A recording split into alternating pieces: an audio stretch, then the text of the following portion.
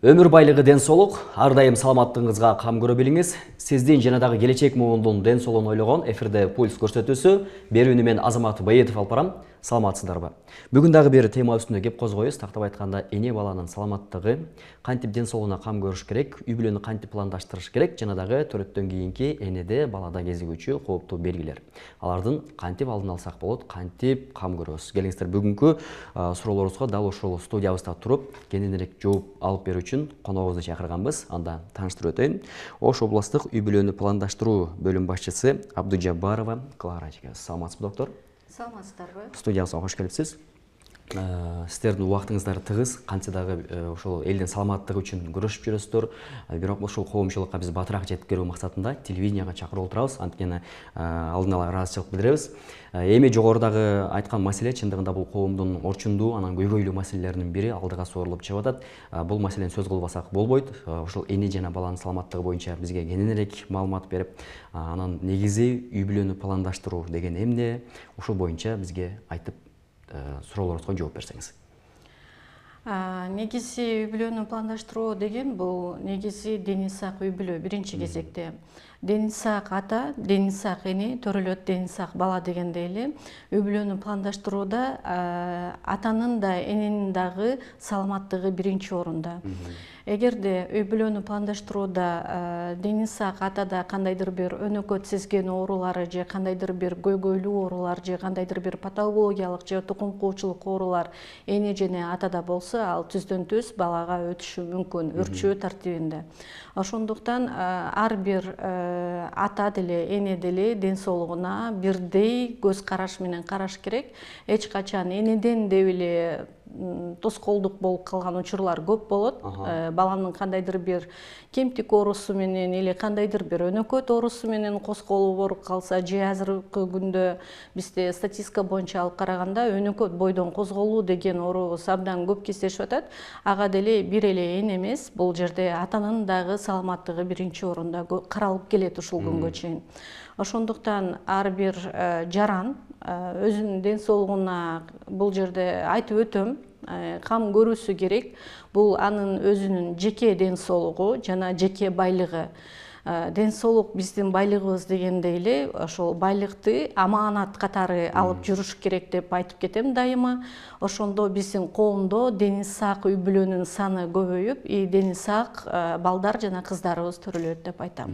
Түшүнүктүү. Ушул үй бүлөнү пландаштырыш керек. Ага чейин үй бүлө курганга чейин дарыгерге көрүнгүлө деп улам дарыгерлер телевидение, ошол соц тармактардан ар кандай массалык маалыматтарынан сөз кылып келет. Биз да жеткиргенге аракет кылабыз, бирок кантсе дагы ал нерсени кайдыгер карап, четте калтырып, эң башы үй бүлө деген бул той, ЗАГСка чыгыш керек, анан шагын чөкөт менен 2 жашты баш коштуруш керек деген нерсени алып чыгышканда, эми ошонун артынан кийинки жаралып аткан көйгөйлөр кайсылар болуп атат? Эң башкы сапка чыккан үй бүлөнү пландаштырбай 2 жаш баш кошту, кийин бала төрөлдү, балалуу болушту, кандай оорулуу балдар төрөлүп атат, же энеге, ден соолугуна, балага же атага кандай оорулар көп кезип атат сиздин практикаңызда? Өтө мындай орчундуу көйгөйлүү суроону бердиңиз. Эмне дегенде азыр ошол көйгөй боюнча, оору боюнча бизден абдан көп жарандар кайрылып жатат, бейтаптар. Негизги биринчи орунда ушул бизде өнөкөт бойдон козголуусу. Аялдын боюнда болот, бирок ал өзүнүн срогуна деп коебуз, жана мөөнөтүнө жетпей, өспөй калуусу ичинде. Биринчи көйгөйүбүз ушул болуп эсептелинип атат. Андан кийин же боюнда, кош бойлуу аялдын боюнда ичинде чарчап калуу, же кандайдыр бир төрөлгөндөн кийин кандайдыр бир суткада чарчап калуу көйгөйү да абдан көп. Андан кийин төрөлгөн балдарда бизде биринчи кезекте мурун синдром Дауна деп койчубуз. Азыр синдром Даунадан да аутизм оорусу көп кездешип атат. Ал ымыркайдын башкы айларында билинбейт дагы, уже ымыркай өсүп, уже 3 айлык, 4 айлык, 6 айлыктан уже аутизм белгилери бизге билинип баштайт. И бала толук 1 жашка чыкканда эне жана ата ошонун аутизм экенине таан алып, ошондо гана сезгенип, ошол дарыгерге ошол убакытта ага чейин кайрылышпайт.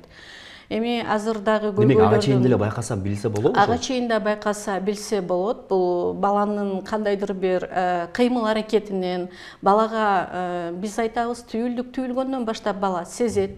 бала менен сүйлөшсө болот. Аны ар бир эле аялга биз айтып келебиз, кош бойлуу аялдарга. Баладыга кандайдыр бир мамиле жасоодо чоң адамдай эле мамиле жасаш керек. Алар ошодон деле байкалат. Буюмду берип көрүү, же болбосо атын атап чакыруу, ошондо кандай көз караш менен карайт, угабы, же кандайдыр бир көз менен карайбы, ошол жактарына көңүл буруш керек. Көбүнчө айтылгандай ата сырттан коргойт, эне ички тарбияны алат, жана баланын өсүү тартибине эненин салымы көп дегендей. Эне бул ден соолукка, ошон үчүн айтылат, что эне ар дайым бала менен бир жан болуп иш алып барыш керек. Бул деле ар бир аял затынын мындай мойнундагы бул жашоодогу милдети деп айтып кетебиз да, баланы тарбиялоо. Бул атадан дагы эң биринчи эненин милдетине көбүрөөк сарпталып атат бул эмгек. Ошондуктан бул деле моундай айтканда чоң жумуш. Баланы тарбиялап, аны өстүрүп, алпестеп чоңойтуу. Ошондуктан бул жерде төмөндө айтып кеткенимдей эле, эненин биринчи кезекте баланын ден соолугуна кам көрүүсү, бул баланын кандай уход менен чоңоюп атат, кандай эне өзү алып жүрүүсү, психикалык жактан нервиштетпөөсү, мисалы үчүн. Кош бойлуу мезгилде деле кээде психикалык аял киши ар дайым өзүндө кандайдыр бир көйгөй менен же кандайдыр бир оорулар менен коштолсо, ошол оору түздөн түз баланын өсүү тартибине түздөн түз тийгизет. Ал жерден дагы нервный трубкалар болуп калат. Нервный трубкалардын негизинде дагы бизде баш системасында киста оорулары, гидроцефалия оорулары мисалы үчүн, или кандайдыр бир баштын системасында өзгөрүү же кандайдыр бир мындай органдарда кемтик болуп төрөлүүсү, бир органдын жок болуп төрөлүүсү да кездешип калат. Бул дагы нерв системасынын бузулушунан деле болот, элементарный. Ошон үчүн айтабыз, дайыма кош бойлуу аял ар дайым туура тамактанып, туура мындай образ жизни деп коет го, туура жашоо образын тандап өзүнө, и туура ар дайым гигиенасы болот, беременныйдын тамагы болот, режими болот, ошолорго мындай кайдыгер мамиле жасабай, өз убагында ошол жумушун аткарса, бул кош бойлуулук деген дагы бул эненин бакыты. Бул бир келип, кийин келбей калышы да мүмкүн. Ошол берген бакытты, берген баланы мындай алпестеп, ошого жооптуу болуп, кайдыгер да караш керек деп ойлойбуз. Эми бул балдарыбыз биздин келечегибиз. Бул келечекте биз что ар бир баланын саламаттыгына жооптуубуз. Бир эле коом эмес, бир эле дабагерлер эмес, бир эле коомдун жоопкерчиликтүү инсандар эмес. Бул биринчи орунда үй бүлөнүн эң биринчи мындай коргоочусу, эң биринчи тарбиясы же эң биринчи ден соолукту ойлоосу, бул ойлойм үй бүлөнүн курамындагы ата эне деп ойлойм. Ар бир нерсени ата эне өзү чечим менен кабыл алып, ден соолугуна кам көрүш керек. Ошол айтып кеткендей эле, биз жерлерде мониторинг жүргүзөбүз, жерлерде интервьюларды беребиз. Жада калса биздин жумушубуз райондор менен болгондугуна байланыштуу. Бизде көбүнчө райондордон да кайрылышат. Ушул кеп боюнча эмне дегенде райондордо мындай түшүнүк аз болуп калат. Мындай айтканда, алардын турмуш шарттары туура келбей калат. Турмуш көйгөйлөрүнөн ажыра албай калат.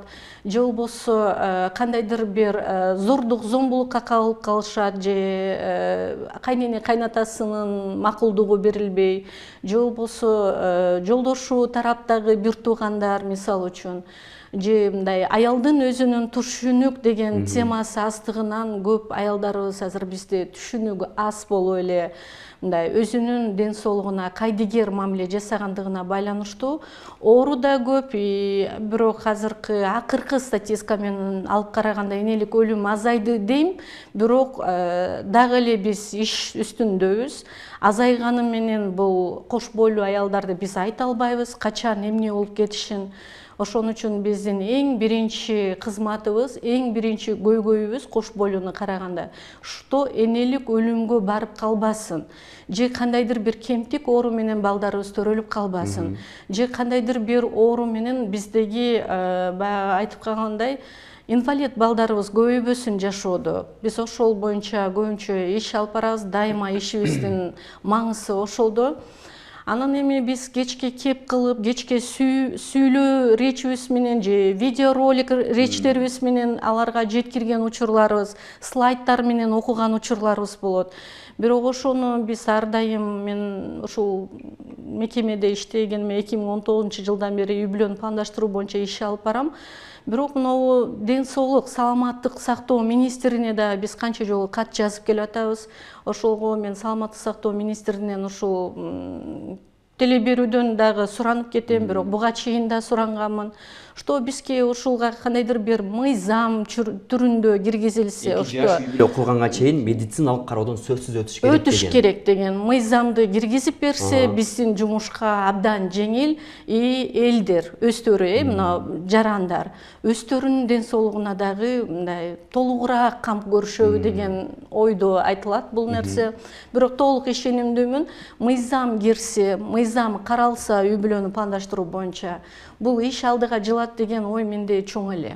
Алдыга жылыш керек. Буюрса, илгерилесе, андан дагы сонун болмок. Эми жогоруда жана психикасы жөнүндө, аялдын психикасы жөнүндө баса берилип кеттиңиз да. Мисалы үчүн бизде ата эне айтышы мүмкүн, курсакта түйүлдүк жаралды, болду, ага тамак берсек болду, ден соолугу чың болсо, эненин курсагы тойсо, улам дарыгердин көзөмөлүндө болуп турса деп. Бирок бул жакта социалдык көйгөй, үй-бүлөлүк тынчтык, ошол үй-бүлөдө болуп аткан кут, береке баары бир таасирин тийгизсе керек дейм да. Жанагы баланы тарбиялоодо биринчи курсакта түйүлдүктөн башташ керек дейт да. Бирок менин оюмча ошол ата эне даяр болгонго чейин, түйүлдүк жаралганга чейин, жыныстык катнашка барып, ошол түйүлдүк жатынга түшүлөрүккө чейин даярдалыш керек го дейм да. Себеби дегенде жанагы атанын да психикасы эгерде тынч абалда болсо, ошол уруктукка таасир этеби? Эненин дагы мисалы үчүн психикасы тынч абалда болсо, ошол түйүлдүккө канчалык деңгээлде таасир этет? Мен байкаганым, мисалы үчүн менин чоң кызымдын мүнөзү такыр башка, кичине кызымдын мүнөзү такыр башка. Анан кичинекей уулумдун мүнөзү такыр башка да. Ал учурларда менин мүнөзүм дагы, менин абалым дагы, менин психикам дагы көрсө такыр башкача болгон экен да. Мындай салыштырып көрүп, мен өзүмдөн чыккан бир суроону жаратып берип атам. Балким биздин көрөрмандарга бул нерсе кызык. Бул абдан мындай көйгөйлүү суроо, потому что мындай суроолор менен бизге абдан көп бейтаптарыбыз кайрылат. Эмнеге мен сиздин берип аткан сурооңузда эле суроону мага практика жүзүндө абдан көп инсандар берет. Мен ошон үчүн биринчи кезекте психиканы айтып кеттим. Ошто кош бойлуу мезгилинде аял кишинин психикалык жактан жабыркашы, зордук зомбулукка кагылышы бул түздөн түз баланын өсүү тартибине түздөн түз тийгизилет деп.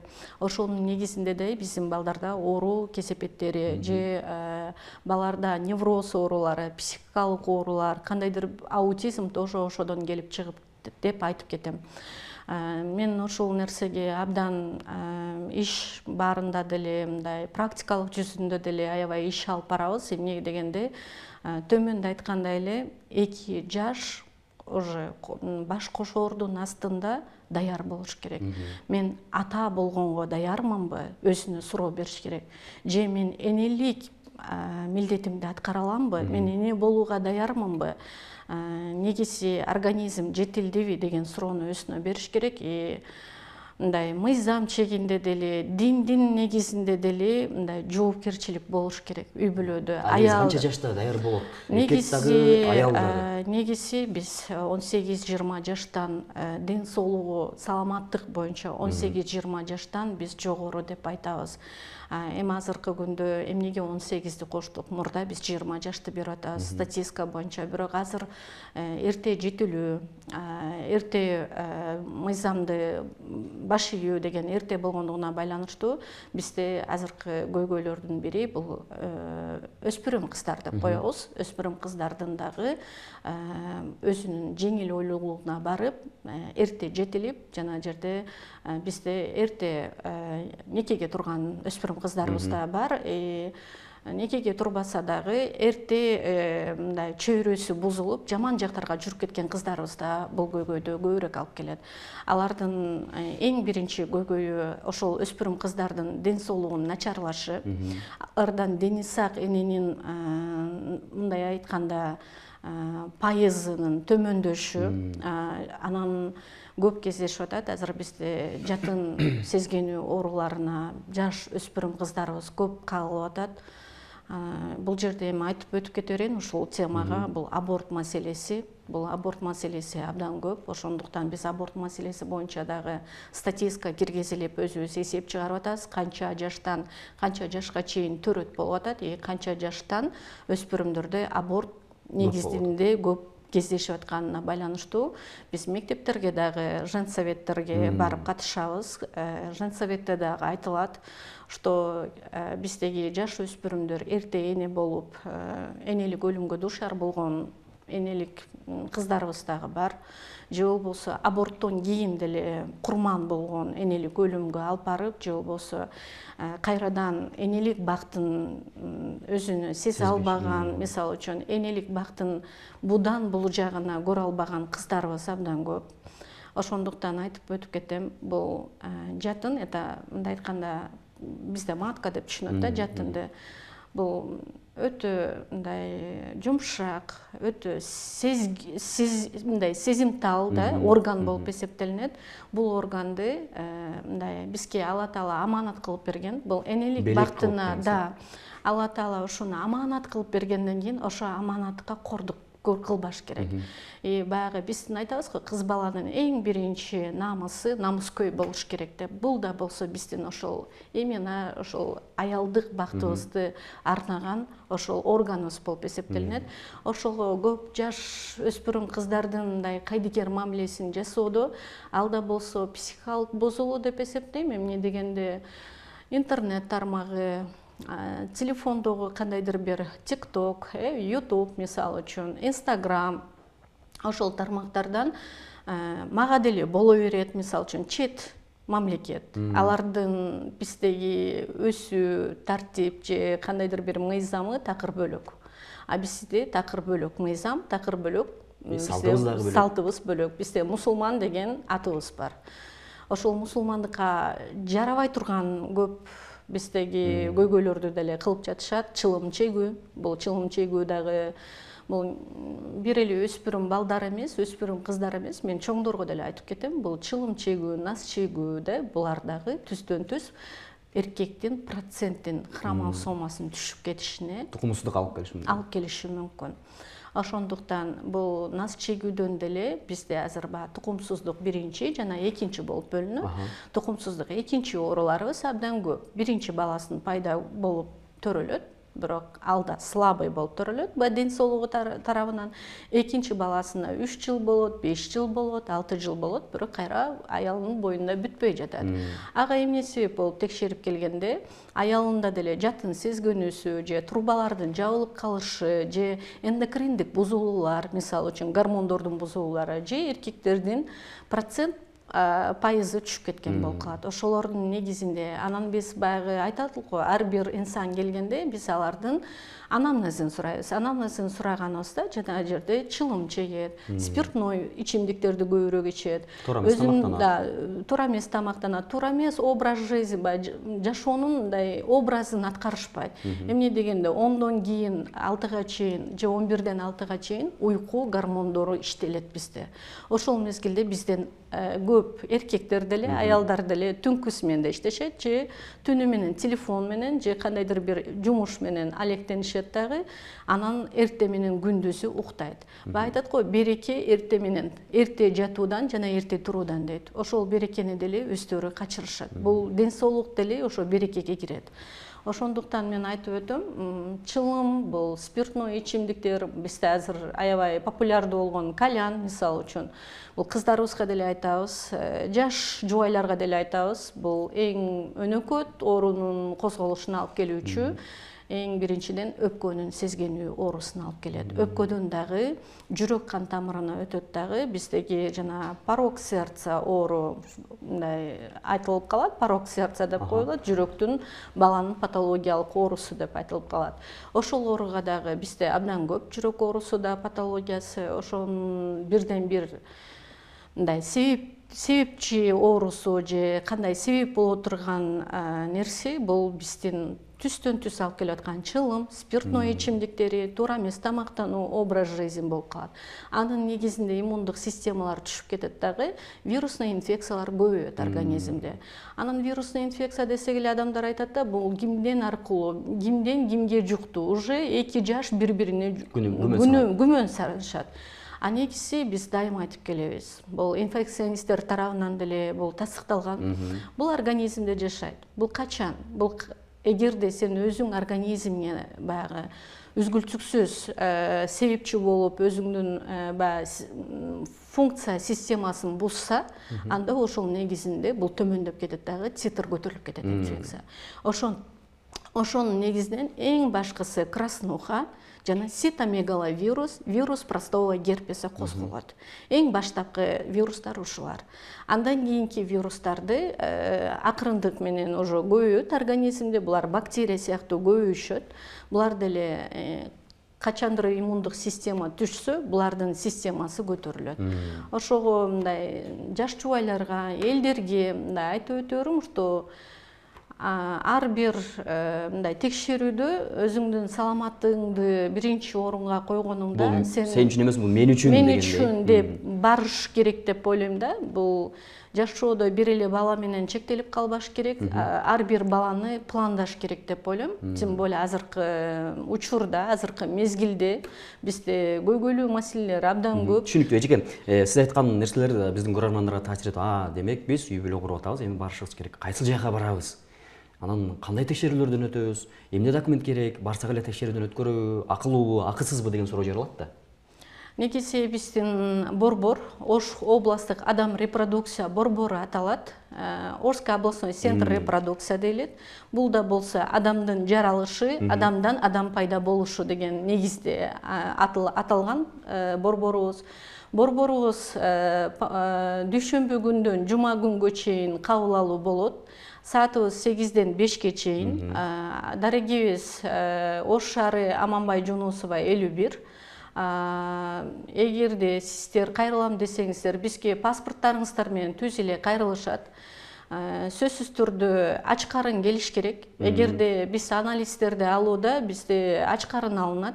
Анализдерди саат 10-го чейин тапшыруусу зарыл. Эмне дегенде организм иштебей туруп тапшырыш керек.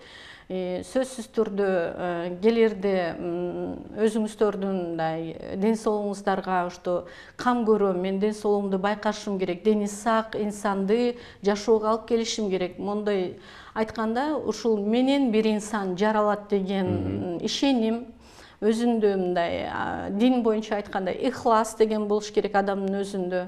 Эми баары эле медиктердин колунда эмес, же жетекчилердин колунда эмес, же коомдун колунда эмес, ар бир адамдын өзүнүн колунда.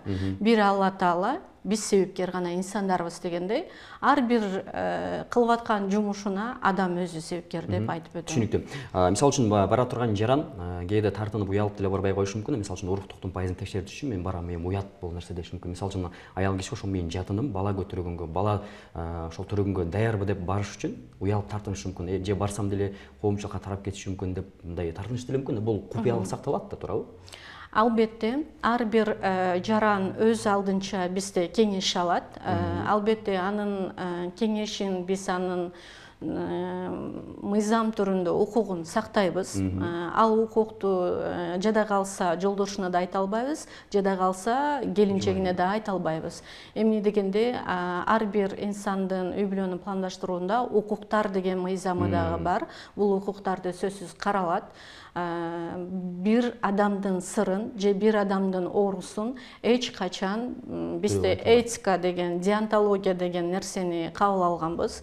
Ошол бойдон каралат. Эч качан бир адамдын көйгөйү же кандайдыр бир текшерилүүсү коомго чыкпайт. Бул даана эле оорусу болуп калса биздин статистикага кошулат, бирок ушул адамдын оорусу деген статистика берилбейт. Бул просто ушундай оору кошулду деген эле статистика эсептелинет. Бирок ошол адамдыкы бизде купуя болуп сакталып келинет. Түшүнүктүү. Жакшы жооп болду. Эми урматтуу телекөрүүчүлөр, негизи бул жөнүндө тема айта берсек аябай көп. Өзүңүздөр көрдүңүздөр. Жогоруда эгерде керек болсо, ден соолугуңузга кам көрүү деген болсоңуз, жогоруда борборго кайрылып, дарыгерден кеңеш алсаңыздар болот. Эми доктор, экинчи тема деп койсок болот. Мисалы үчүн ошол кош бойлуу эне бойго бүттү, түйүлдүк улам чоңоюп келатат. Ошол учурда энеде кандай кооптуу белгилер болушу мүмкүн? Же кандай сезилет ал? Ошол боюнча айтып берсеңиз.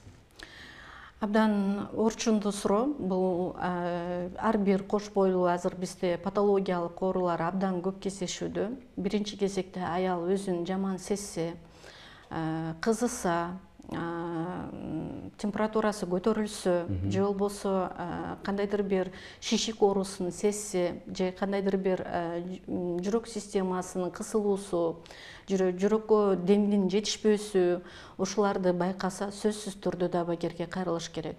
Анан мен айтып өтөм, ар бир кош бойлуу дабагер менен тыгыз мамиледе иштөөсүн айтып өтөм. Буну биз дабагерлерге деле айтабыз. Ар бир жаранга 15 мүнөттүк биз ошол система, электронный системада 15 мүнөттүк системаны киргизгенбиз. Ар бир келген биздеги кош бойлуу аялды абдан угуш керек. Сенин ден соолугуң кандай? Азыркы учурда өзүңдү кандай сезип жатасың? Азыркы учурда кандай көйгөйлөр болуп атат ден соолугуңда? Эгерде аял өзү сезбеши мүмкүн ошол ооруларды. Ошондуктан сөзсүз бизде ар бир айга бөлүнгөн текшерүүдөн өтүп туруш керек. Бул биринчи кезекте мачасы менен аялдын канын текшеришибиз керек. Эмнеге мача менен кан текшерилет деген суроолорду бизге дагы абдан көп беришет. Бул мачада кандайдыр бир бөйрөктүн же кандайдыр бир ички органдардын оорусун биз билсек болот. УЗИге түшүргүзбөй, ультраүн менен билбей турган оорулар мачадан деле байкасак болот. Мачада белок деген болот, мачада лейкоцит деген болот, мачада билирубин дегендер болот. Биз ошолордон деле байкасак болот, мача аркылуу деле. Ошондуктан биз сийдик менен канды ар бир айга бөлүп киргизгенбиз. Анан канда кандай маселе болот деген суроо деле болушу мүмкүн кош бойлуу аялдарыбызда. Ошол мезгилде айтылат, канда деле система, бүт кан системасынын өзгөрүүсү болуп калышы мүмкүн. Сахар болуп калышы мүмкүн, канда чыгылат ал. Тоже тромбоциттерде кандайдыр бир өзгөрүү болуп калышы мүмкүн. Тоже протеиндер бар ал жерде деле, лимфоциттер бар. Ошолордон деле биз канда кандайдыр бир аялда көйгөй жаралып атканын аныктасак болот. Андан кийин бизде азыркы күндө эң орчундуу маселелердин бири болуп аткан бул давлениянын көтөрүлүшү деп коет. Бул преэклампсия оорусу, алардын дагы степендери болот. Ошол степендерлер канчалык ооруну эртелетпесе, ошончолук деңгээлде оору өнөкөт болуп өтүшө берет. Ошондуктан бизде давление измерение деген, анан сырттан шишиктин бар жоктугун ар бир дабагер буну билишет. Ошондуктан биз баягы көрүктү, атайын баягы наблюдение деп коет, беременности. Ошол көрүктү биз протокол түрүндө чыгарылган. Бул протоколдо бар. Ар бир жумалыкта өздөрүнө айтылып, кийинки келүү күнүн дагы белгилеп, булардын обменный карта деп коет, мындай айтканда кош бойлуулуктун баракчасы. Ошол баракча менен бүт 9 ай кайсыл оору менен ооруду, же кайсыл мындай текшерүүдөн өттү, же кандайдыр бир кеңеш алды, кандайдыр бир адистерден, эли бунун кандайдыр бир тукум куучулук оорулары барбы кош бойлуулукта, ошолор боюнча дагы баракчада жазылат. Ошол менен роддомго барылат. Демек, бул нерселер бардыгы ордордунда болсо, эненин дагы ден соолугу, баланын да ден соолугу чың, жакшы, жеңил төрөт өтүшү мүмкүн. Бирок эми ушулар текшерүүлөрдөн өттү, ошол төрөт жаңы нарсени кучагына алып келди, эне бактылуу, бирок эми төрөттөн кийин деле ошол кооптуу белгилер жаралышы мүмкүнбү?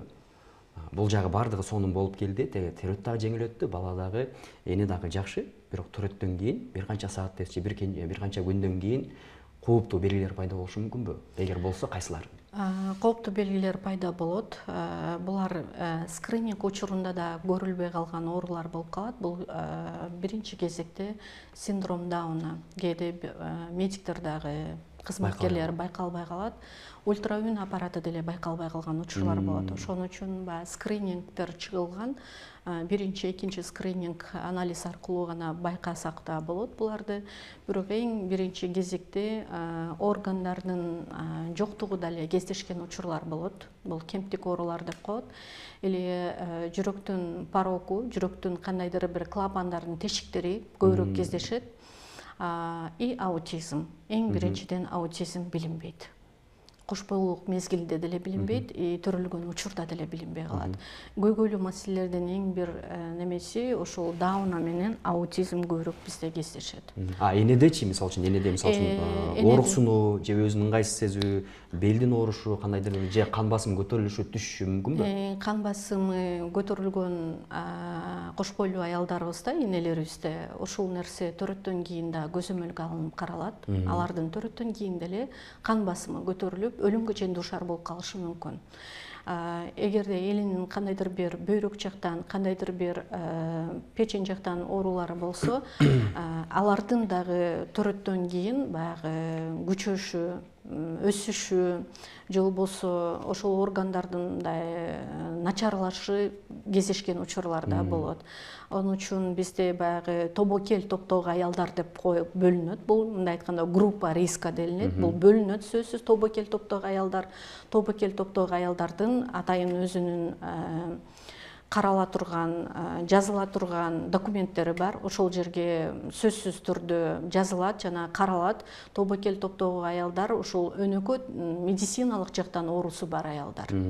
Же болбосо көп төрөгөн аялдар. Же болбосо аз камсыз болгон үй бүлөдө жашаган аялдар, же кандайдыр бир инвалидность группасы бар аялдарыбыз дагы бар.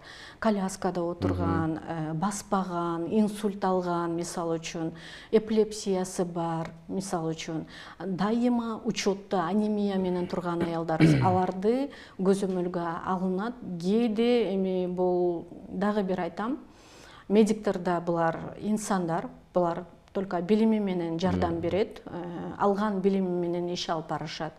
Ошондуктан кээде медицинадагы жардам бере албаган жерлер болуп калат. Мисалы үчүн аялда көп кан жоготуу болуп калышы мүмкүн. Бул аялдын канынын аздыгынан болуп калышы мүмкүн. Дайым учетто турушат, бирок ошондо деле төмөндө айтып аткандай финансылык жагы болбой, дарысын убагында ичпей калат, же убагында көрүнбөй калат.